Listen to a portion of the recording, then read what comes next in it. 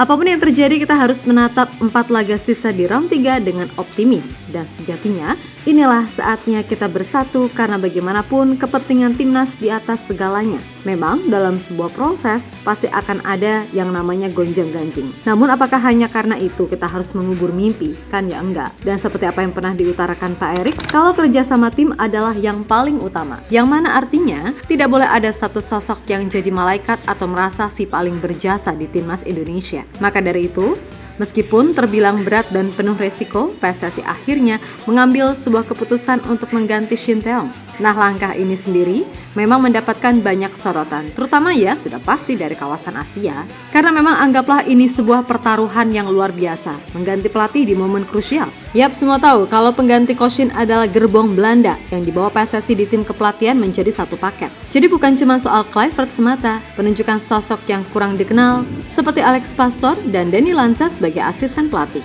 justru dinilai akan jadi kunci karena dua orang inilah yang nantinya diprediksi akan jadi pemikir yang meramu-racikan tim di balik layar. Hal yang kemudian membuat salah satu media Australia merasa khawatir. Selain soal taktik, keberadaan sosok dengan nama besar seperti Patrick Kluivert disinyalir akan mendatangkan hal lain untuk timnas Indonesia.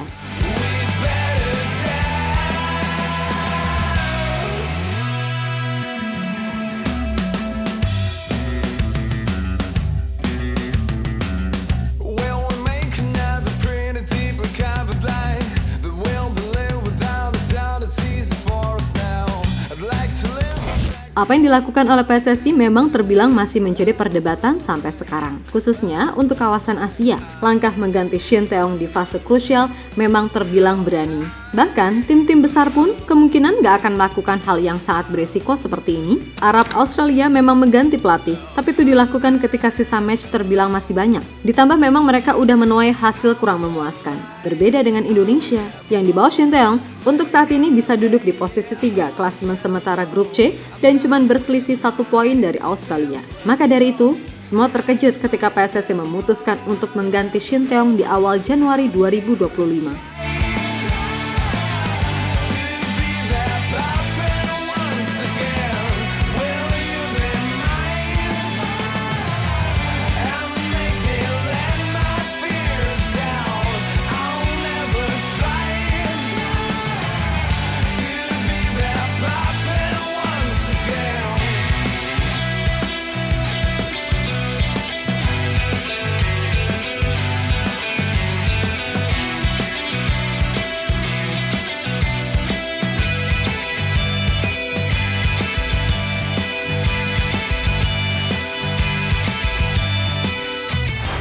Yap, semua tahu jika pengganti SC adalah Patrick Kluivert yang diikuti 2 asistennya bernama Alex Pastoor dan Danny Lanza. Jelas semula semua ragu dong, kok Kluivert gitu loh, mengingat ia sebagai pelatih CV-nya mediocre plus ada rekam jejak negatif.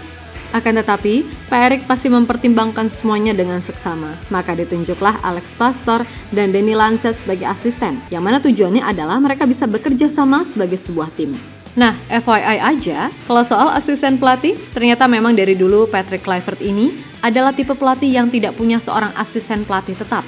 Dia seperti Antonio Conte yang selalu membawa kemana saja Christian Stellini sebagai asistennya, atau Jose Mourinho yang selalu membawa Rui Faria. Ketika melatih pertama kali di Young Twente, asisten Kluivert adalah Frans Tijssen. Lalu saat di timnas Curaçao, asistennya adalah Remco Vicentini.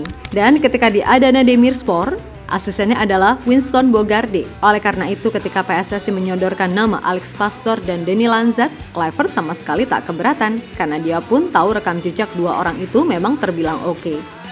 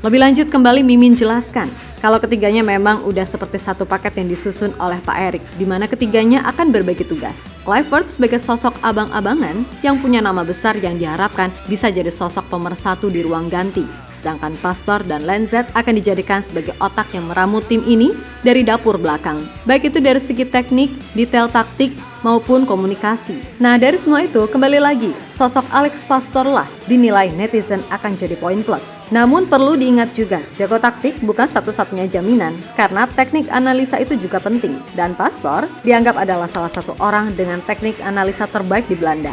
Brandon Lees dalam artikelnya di Total Football Analyst pernah membedah taktik Pastor ketika mengantarkan Almere City promosi ke Eredivisie tahun 2023, di mana ia menyebut bahwa saat itu Pastor banyak mengandalkan strategi counter pressing. Yap, saat itu Almere City menjadi tim paling sukses dan agresif dalam hal counter pressing. Sebanyak 687 pemulihan bola sukses dilakukan dengan teknik itu. Artinya, jika nanti diterapkan di Timnas Indonesia, siap-siap saja para pemain depan dan tengah harus punya tenaga ekstra untuk merebut bola secepat mungkin di area pertahanan lawan. Nah, elemen lain yang menjadi ciri khas Pastor adalah sisi adaptifnya. Ketika di Almere City, sisi adaptif ini terlihat dari fleksibilitas formasi yang bisa berubah sesuai dengan situasi dan lawan yang akan dihadapi. Jadi nantinya Pastor akan tahu nih kira-kira Indonesia lebih cocok pakai formasi apa ketika menghadapi Australia, Bahrain, China, dan Jepang. Karena selain condong dengan formasi 4 back seperti Clifford, Pastor ini juga tak alergi dengan taktik 3 back. Sebab di Almere City ia kerap menggunakan taktik itu. Hanya saja 3 back yang ia tekankan berbeda dengan pendekatan dengan Shin Tae-yong yang memakai skema low block.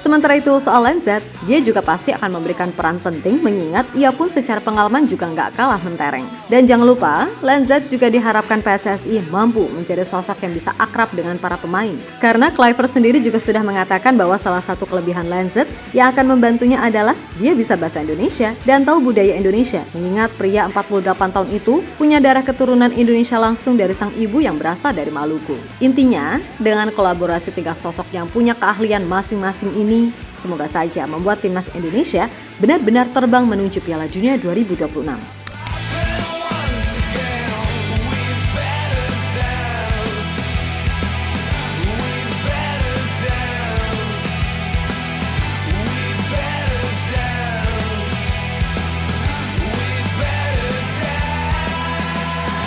Di sisi lain melihat sikon yang ada, salah satu media besar di Australia yakni The West Australia mengatakan jika penunjukan Clifford akan menjadi tantangan tersendiri bagi Timnas Australia. Patrick Clifford muncul sebagai rintangan besar berikutnya bagi harapan Socceroos untuk lolos otomatis ke Piala Dunia karena penyerang legendaris Belanda itu hampir mencapai kesepakatan untuk menjadi pelatih Indonesia. Penampilan pertama Clifford sebagai bos Indonesia akan menjadi kualifikasi penting melawan Australia di Sydney pada 20 Maret, tulis media tersebut. Yap, apa yang menjadi kekhawatiran Australia memang sangat wajar, karena dengan adanya Clifford, pasti ada rencana lain yang dibuat oleh PSSI. Dan salah satunya adalah penambahan pemain keturunan, yang mana kita tahu pemain seperti Ole Rumini serta Jairo adalah 2 nama yang paling dekat saat ini. Namun jangan kaget jika tiba-tiba semisal ada tambahan lain, seperti Pascal Struijk serta Emil Audero tentu nggak ada yang tahu. Terlebih meskipun bermain di kandang, tapi Indonesia yang akan dihadapi pasti jauh berbeda mengingat pelatihnya udah bukan Shin Tae-yong. Selain itu jangan lupa kalau tim Kangguru juga nggak bisa diperkuat 2 bek andalannya, yakni Harry Souttar serta Alessandro Circati karena cedera panjang. Maka dari itu diprediksi laga melawan Indonesia akan jadi laga yang terbilang sulit.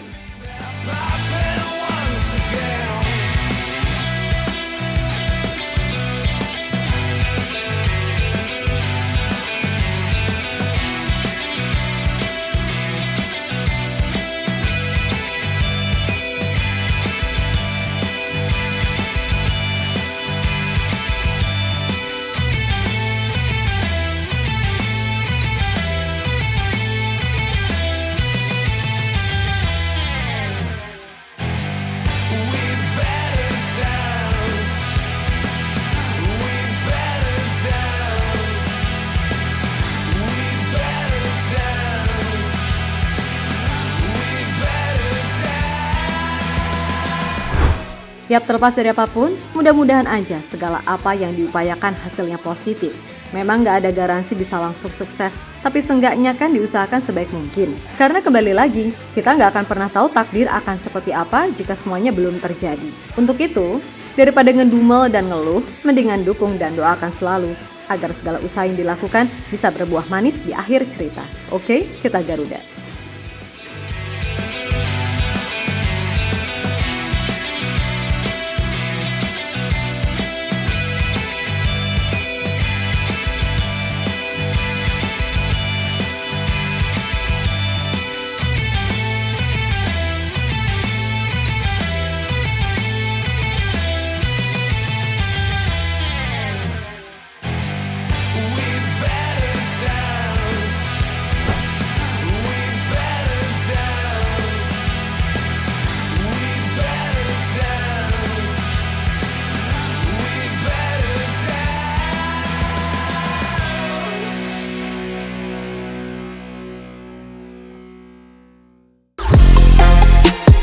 Halo, izin iklan sebentar ya guys. Jadikan ruangmu bernuansa Timnas. Temukan beragam poster dinding, sepak bola dan Timnas dengan desain menawan, kualitas premium dan harga yang tidak akan menguras kantong. Segera klik link Shopee di deskripsi video ini dan dukung Timnas dengan sepenuh hati. Mulai dari dinding rumahmu.